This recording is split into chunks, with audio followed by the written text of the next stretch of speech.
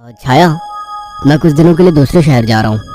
आकाश, कुछ दिन पहले तो हम यहाँ शिफ्ट हुए हैं और तुम फिर ऐसे अकेले छोड़कर काम से जा रहे हो। अरे तो नया शहर है, घूम आया करना, और मैं कॉल करता रहूँगा। ठीक है, मैं रोकूंगी तो रुकोगे थोड़ी। तुम फिर शुरू मत हो छाया, ये मेरा काम है। ठीक है, मैं अपना सामान लगा देती हूँ, बस अपना ख्याल रखना। आकाश अगली सुबह दूसरे शहर के लिए निकल गया। अपना काम खत्म करके जब वो लौटने लगा, अचानक मौसम खराब हो गया और बारिश की वजह से रास्ता बंद हो चुका था। आकाश को मजबूरन फिर से एक दिन वहां रुकना पड़ा। अपनी बैरियत को दूर करने के लिए वो बाजार की ओर निकल आया। पास में ही छोटा बाजार लगा हुआ था।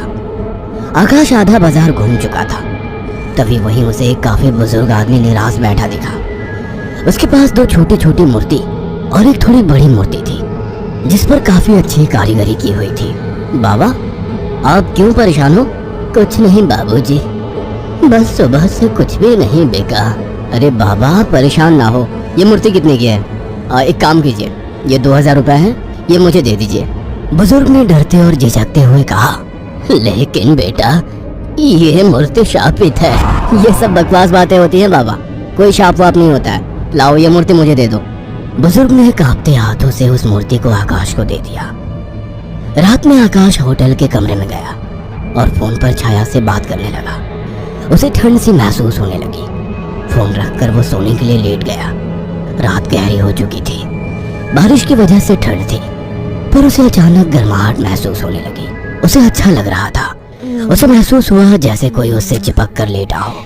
मीठी सी खुशबू, रेशमी बाल, दूसरा जिस्म की गर्मी, मानो छाया ही उसके पास हो। वो लगातार नींद में किसी के स्पर्श को महसूस कर रहा था। अचानक उसे अपने शरीर पर वजन महसूस हुआ। वो अचानक से उठकर बैठ गया। कमरे में बिल्कुल अंधेरा था।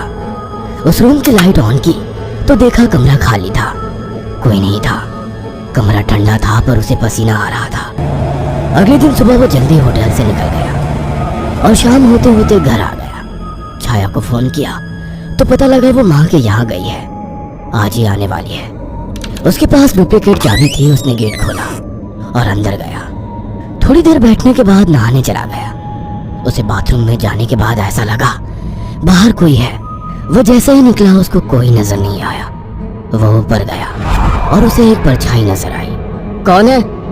छाया, मजाक मत करो, मुझे ऐसा मजाक पसंद नहीं है। तभी दरवाजे की डोरबेल बजी। जाकर देखा तो छाया थी। आकाश उसे देखते ही खुश हुआ और उसे गले लगा लिया। तुम सही वक्त पर आ गई, मुझे लगा कोई ऊपर है। ऊपर कौन है? मेरी कोई सौतन ले आयो क्या? कैसी बात करती हो? अच्छा छोड़ो, मैं कुछ खाने का बना लूं, फिर बात करते हैं। हाँ ये ठीक है, मुझे ही भूख लगी है। अच्छा ये देखो कितनी सुंदर मूर्ति है। खाने के बाद वो अपने दोनों कमरे में प्यार की बातें करते हुए अपने निजी पलों के आनंद में लीन होकर सो गए। मगर आधी रात को आकाश को वही खुशबू स्पर्श महसूस हुआ। उसे लगा छाया को आज ज्यादा ही प्यार आ रहा है और वो जो कर रही है करने दो। छाया इस बार काफी उत्तेजित लग रही थी।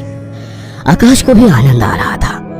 अंधेरे में छाया ने आकाश के सारे कपड़े उतार दिए और पागलों की तरह उसके जिस्म को चूमने लगी।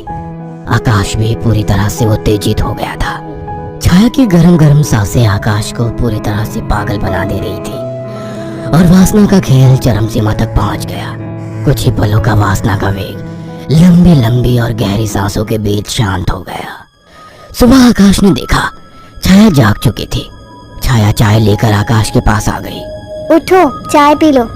वह चाय के लिए उठा तो छाया बोल उठी, ये मूर्ति लेकर कब से सोने लगे तुम?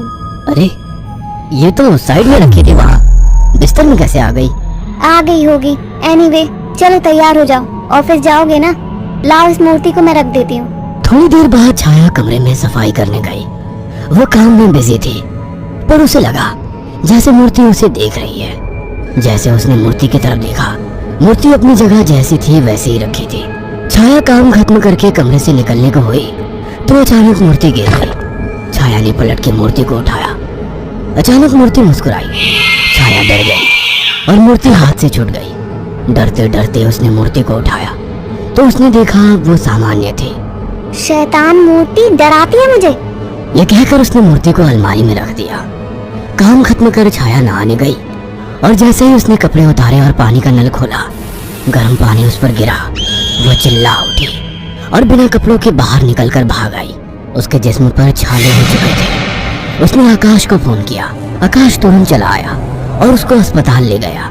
आकाश ने ऑफिस से कुछ दिन की छुट्टी ले ली। छाया, ये सब कैसे हुआ? पता नहीं, नल से गर्म पानी अचानक निकला। मुझे सब अजीब सा लग रहा है, मानो मुझे कोई देख रहा हो। तुम आराम करो, मैं कुछ खाने को लेकर आता हूँ। छाया लेटी हुई थी। अचानक उसने ध्यान दिया, मूर्ति उसकी ही तरफ घूर रही थी। अचानक उसे याद आया कि मूर्ति को तो उसने अलमारी में रख दिया था। अचानक वो मूर्ति हिलने लगी। छाया चीख उठी। आकाश दौड़ता हुआ आया। क्या हुआ? ये मूर्ति अभी खुद चली थी। तुम्हारा वहम होगा छाया। मगर रात को आकाश को फिर से चुंबन के स्पर्श महसूस हुए। वो नींद में था और चाह के आंखें नहीं खोल पा रहा था, परंतु आकाश को चुंबन के स्पर्श उत्तेजित कर रहे थे। उसके मुंह से आवाजें निकल रही थी।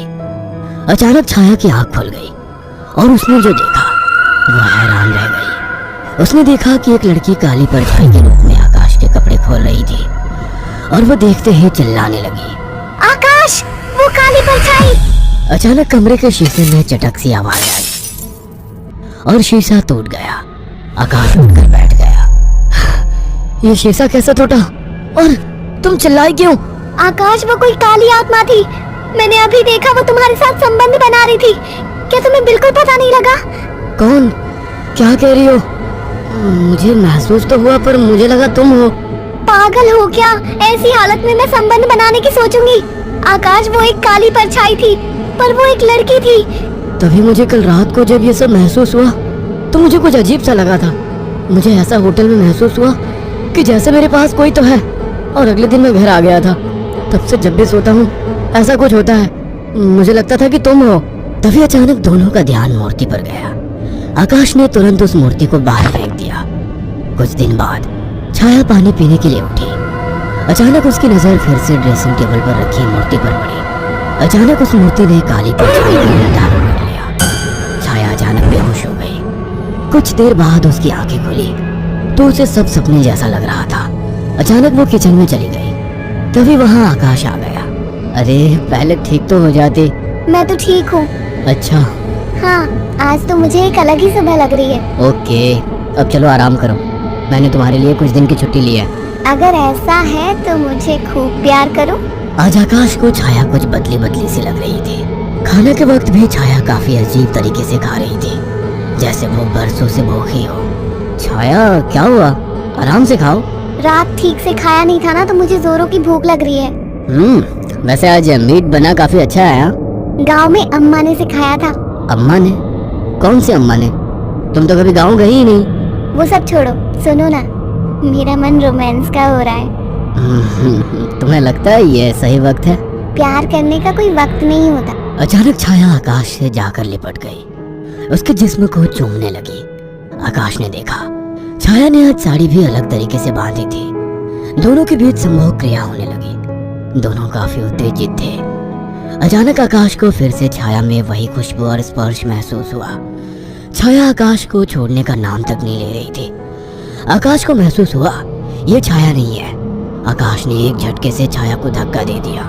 रुक क्यों गए? प्यार करो मुझे, रुक क्यों गए? आवाज में भारीपन था। आकाश की आंखें बंद थी, पर जैसे ही उसने आंखें खोली, जिसमें छाया का था लेकिन चेहरा किसी और का था। आकाश ने कांपती आवाज में कहा, मेरी बीवी कहाँ है? छाया के चेहरे के हाव भाव बदलने लगे। उसका चेहरा सफेद और आंखें काली थी। वो गुस्से में बोली, मुझे पसंद नहीं थी वो, मार डाला उसे। अचानक वो एक परछाई में बदल गई। उसने अपने लंबे और पहने दांत आकाश की गर्दन में डाल दिए। आकाश दिल दहला देने वाली चीख के साथ शांत पड़ गया। कुछ दिनों बाद जब घर से बदबू आने लगी तो पड़ोसियों ने पुलिस को बुलाया तो देखा दोनों की लाश बहुत बुरी तरह से कटी पड़ी है और सड़नी शुरू हो चुकी थी। पुलिस को लाशों के पास से वो मूर्ति मिली थी। अगर आपको हमारी ये कहानी पसंद आई हो तो इसे लाइक और शेयर करना ना भूलें। साथ ही ऐसी और नई कहानियों के अपडेट्स पाने के लिए हमारे चैनल अक्षु टीवी को जरूर सब्सक्राइब करें।